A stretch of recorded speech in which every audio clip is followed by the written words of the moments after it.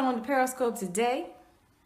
This is not going to be one of my usual scopes about self-confidence or self-esteem. I guess it kind of relates, but I was in a store today and I was going through the aisle and I heard a voice from one of the other aisles saying, "You're stupid.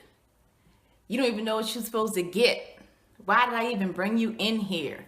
You silly just like your mama was." I had to find out who he was talking to. Was he on the phone with somebody? Was he talking to a sister, a couple? Who was he talking to? As I made my way around to the other side of the aisle, there stood this grown man and a little girl. She couldn't have been any more than, say, 9, 10 years old. And he was going off on her like that, telling her she was stupid and she wasn't going to amount to anything, and he shouldn't have brought her in there. It burnt me. It really burnt me. And in that moment, I just kind of froze and I thought, what part of the game is this? Who is he to treat her like that? Now, we are in a store, we are in public, but I lost it. And I walked over to the two of them and I know I had to call that brother everything in a 5, 7, 11 word combination. I lost it. Who is he to talk to her like that? Why would he talk to her like that? I looked at her and I told, "Where is your cell phone?" I had her call her mother right then and there. "Tell me what it is on this aisle that your daughter is supposed to get.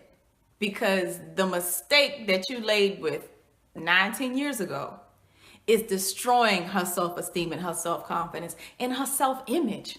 How could a father talk to his daughter like that in 2016? How?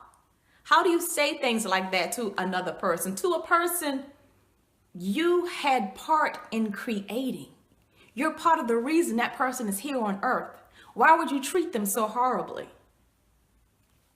She called her mom, and yes, I got on the phone with the mother, and I said, "Hi, you don't know me. My name is Anita.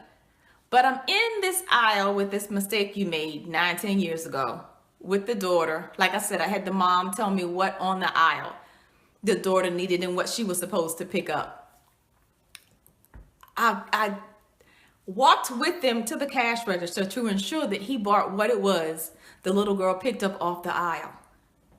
And it broke my heart for them to watch them even leave the store, because who knows what he would say, what else he would say to her to destroy her from the inside out.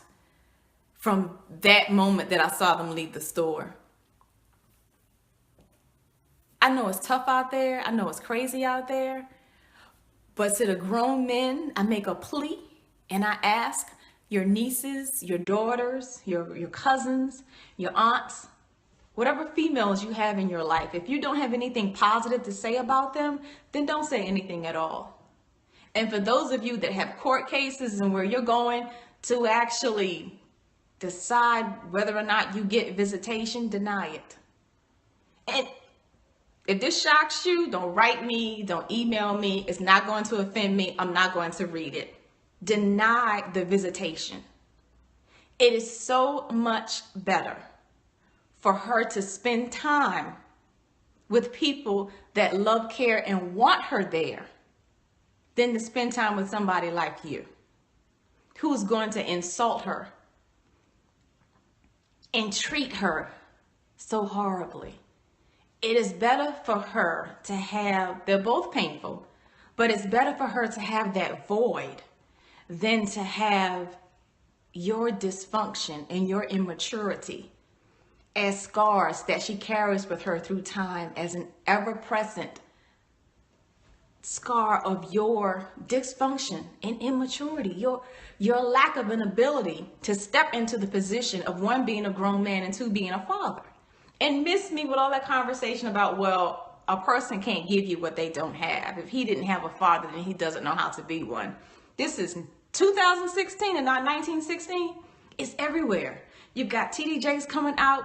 He's got talk shows about being a great father. You've got Steve Harvey out there that's everybody's uncle, giving great advice about being a stand-up man in the community. You even got Cat Williams that's giving it to you in the street language so you can flip it and use it to better your life. It's coming at you in all kinds of ways. Oprah has Super Soul Sunday. Yana Van Zandt has Fixed My Life. Videos are abound. The information is out there now. You no longer have an excuse. You can't just say, I didn't have, so I don't know. Because it's now you don't know because you don't care. There's too much information available for you to sit back and think that your mistakes can be accepted because they were allowed to be accepted when you were a child.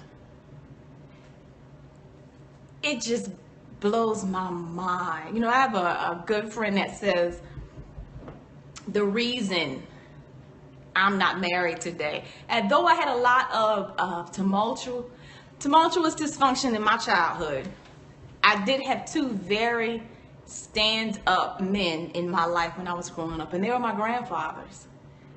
And she says to this day, that's why I'm not married, because my grandfathers, when I was younger, my grandfathers were everything, and there wasn't anything that I asked that I didn't get.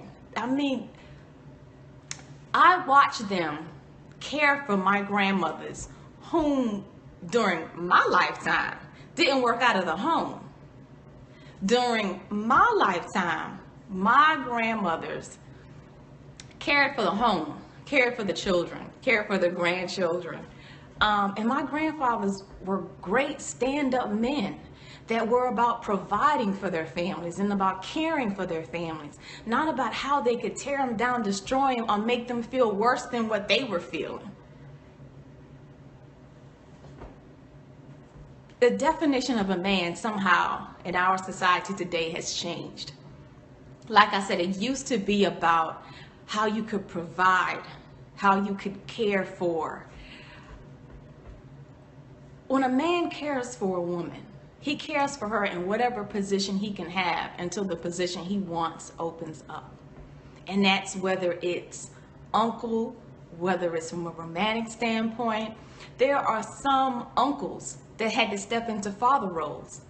When that need arrived, the uncle was there and just stepped into it. There were father-daughter dances, father-daughter picnics, but you could look around and see there were uncles, there were neighbors' fathers, there were just stand-up men in the community that had to show up for the kids that didn't have. And that just seems to be something that's missing in our society today, and it is so sad. It is so sad